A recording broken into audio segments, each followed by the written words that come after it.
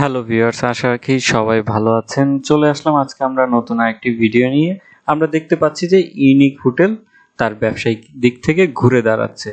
তো আশা করব যে এই ভিডিওটি থেকে আপনারা বেশ কিছু উপকৃত হবেন এবং ইউনিক হোটেল সম্বন্ধে আরো বেশ কিছু ইম্পর্টেন্ট জিনিস জানতে গেলে আপনার পুরো ভিডিওটি দেখার চেষ্টা করুন। ভিউয়ার্স, আমরা জানি যে শেয়ার বাজার ঝুঁকিপূর্ণ জায়গা, তাই জেনে বুঝে বিনিয়োগ করার চেষ্টা করুন এবং এই স্টকে কোনো ধরনের বাই সেল নির্দেশনা দেওয়া হচ্ছে না। আমি একটু শুরুর দিক থেকে বলি। 2012 সালে যখন এই কোম্পানিটি আপনার স্টক মার্কেটে লিস্টেড হয়, তখন একটা বেশ ভালো হাই প্রাইসে চলে যায় এবং সেটা 2012 সালেই হচ্ছে গিয়ে আপনার 163 টাকার উপরে ক্রস করে। এরপর থেকে এই কোম্পানিটি প্রচুর একটা লম্বা সময় ডাউন ট্রেন্ডে চলে আসে এবং এরপরে হচ্ছে গিয়ে একটা জায়গার মধ্যে স্থিতিশীল রেখে যায়। তো এই কোম্পানিটির নিয়ে আমি অনেকবার ভিডিও বানিয়েছি। আপনারা চাইলে আমার ইউটিউব চ্যানেলে সার্চ করলেই পাবেন যে কতটুক আমি পজিটিভভাবেই মানে এই স্টকটা নিয়ে আপনাদের সামনে তুলে ধরার চেষ্টা করেছি। হয়তো অনেকে বিশ্বাস করেছে, অনেকে করে নাই, এটা তার নিজের ব্যক্তিগত ব্যাপার। বাট আমি জানতাম যে তাদের কোভিড গেলে ব্যবসায়ী হিসেবে তাদের ঘুরে দাঁড়াবে।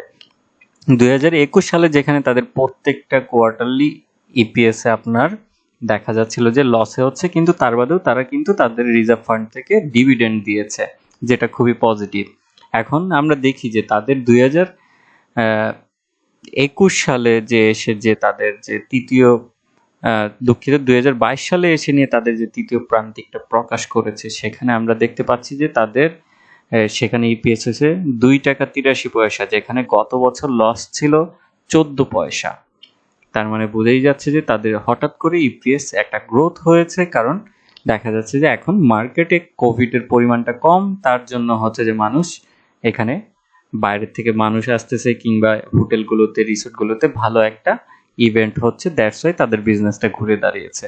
এবং তাদের 3 মাসে ইপিএস হয়েছে, দুঃখিত 3টা কোয়ার্টার ইপিএস হয়েছে 3 টাকা 60 পয়সা, এবং যেখানে গত বছর ছিল 26 পয়সা লস।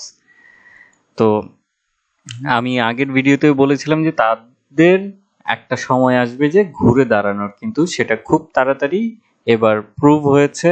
এবং তাদের যেখানে ফ্লোর প্রাইসে যখন আটকা পড়ে 2020 সালে, সেখান থেকে অলরেডি এই স্টকটি আপনার ডাবল প্রাইসে চলে যায়, যেখানে তারা 30 টাকা পর্যন্ত আসে, গিয়ে এখন দেখা যাচ্ছে যে তাদের 61 টাকার কাছাকাছি চলে গিয়েছে।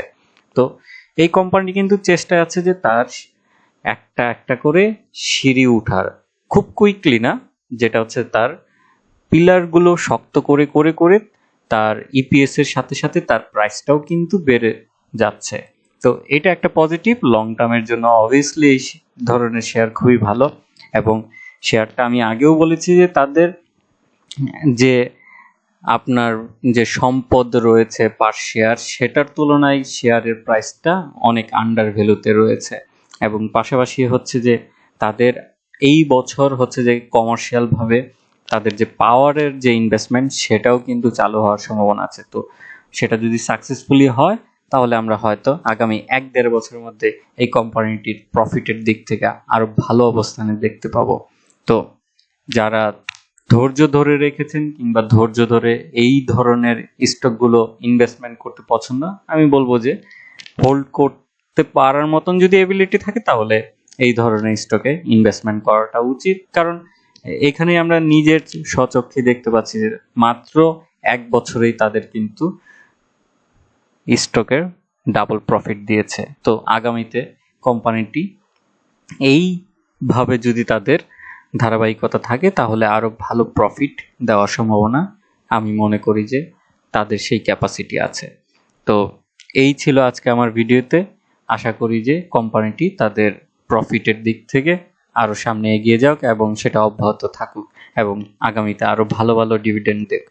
আজকে ইউনিক হোটেল নিয়ে এতটুকুই। ভালো থাকুন, সুস্থ থাকুন এবং শেয়ার বাজারে জেনে বুঝে বিনিয়োগ করুন। ধন্যবাদ।